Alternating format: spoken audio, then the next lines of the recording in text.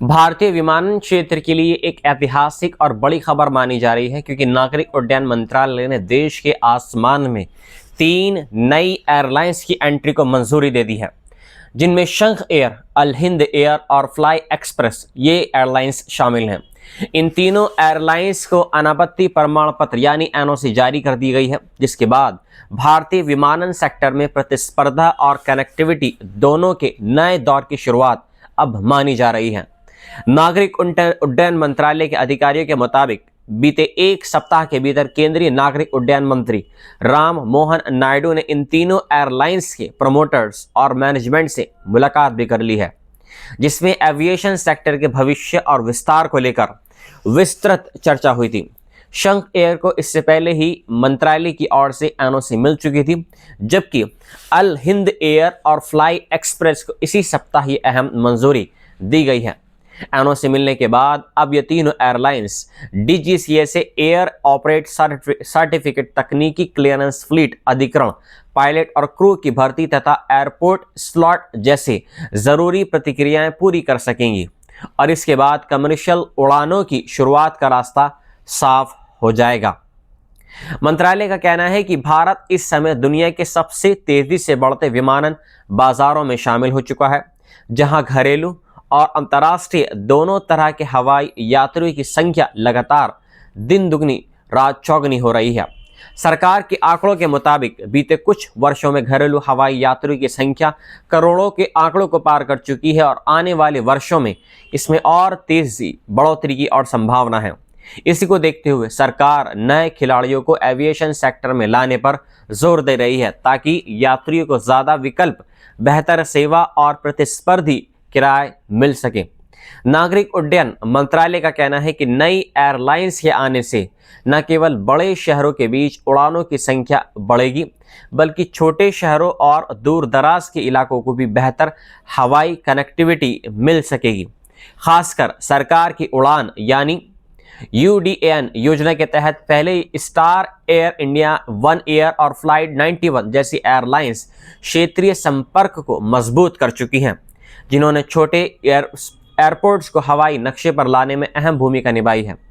मंत्रालय का कहना है कि शंख एयर, अल हिंद एयर और फ्लाई एक्सप्रेस से जोड़ने से ये दायरा और व्यापक होगा और टीयर 2 तथा टीयर 3 शहरों के लिए हवाई सफर ज्यादा आसान और सुलभ बनेगा।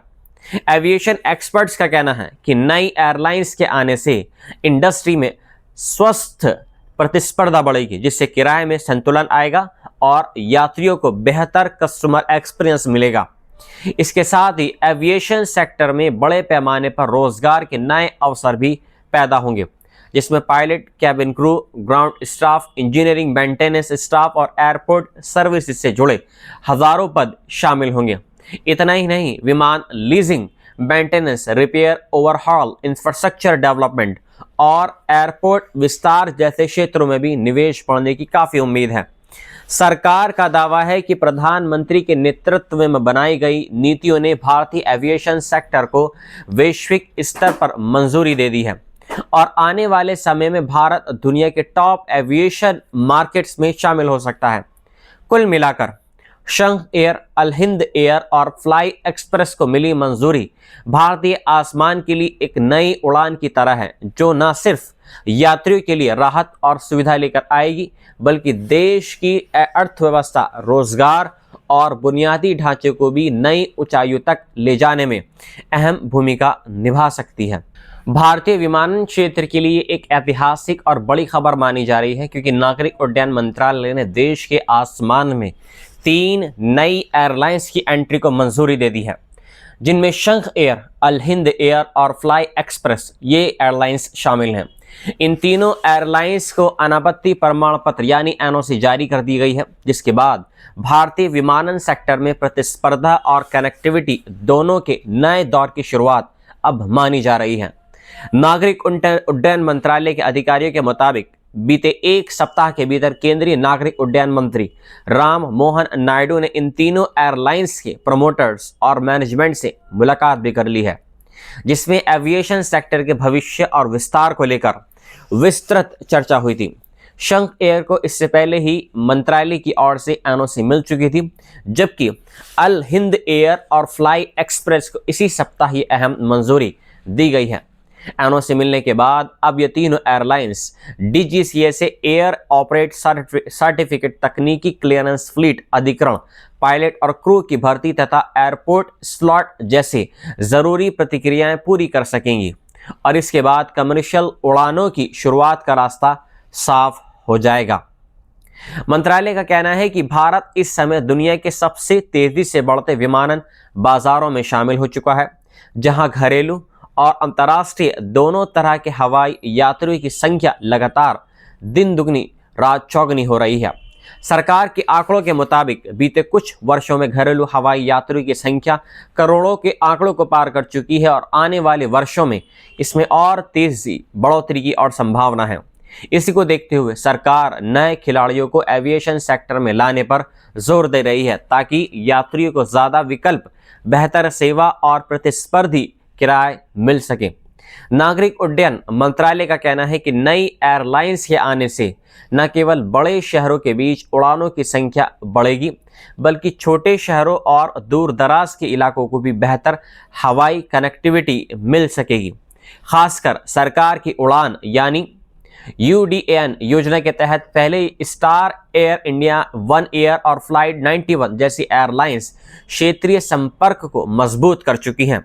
जिन्होंने छोटे एयरपोर्ट्स को हवाई नक्शे पर लाने में अहम भूमिका निभाई है। मंत्रालय का कहना है कि शंख एयर, अल हिंद एयर और फ्लाई एक्सप्रेस से जोड़ने से ये दायरा और व्यापक होगा और टियर 2 तथा टियर 3 शहरों के लिए हवाई सफर ज्यादा आसान और सुलभ बनेगा। एविएशन एक्सपर्ट्स का कहना है कि नई एयरलाइंस के आने से इंडस्ट्री में स्वस्थ प्रतिस्पर्धा बढ़ेगी, जिससे किराए में संतुलन आएगा और यात्रियों को बेहतर कस्टमर एक्सपीरियंस मिलेगा। इसके साथ ही एविएशन सेक्टर में बड़े पैमाने पर रोजगार के नए अवसर भी पैदा होंगे, जिसमें pilot, cabin crew, ground staff, engineering, maintenance staff और एयरपोर्ट सर्विसेज से जुड़े हजारों पद शामिल होंगे। इतना ही नहीं, विमान leasing, maintenance, repair, overhaul, infrastructure development और एयरपोर्ट विस्तार जैसे क्षेत्रों में भी निवेश बढ़ने की काफी उम्मीद है। सरकार का दावा है कि प्रधानमंत्री के नेतृत्व में बनाई गई नीतियों ने भारतीय एविएशन सेक्टर को वैश्विक स्तर पर मंजूरी दे दी है और आने वाले समय में भारत दुनिया के टॉप एविएशन मार्केट्स में शामिल हो सकता है।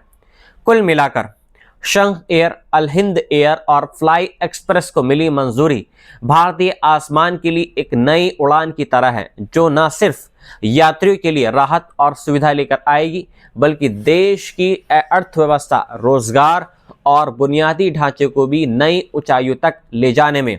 अहम भूमिका निभा सकती है।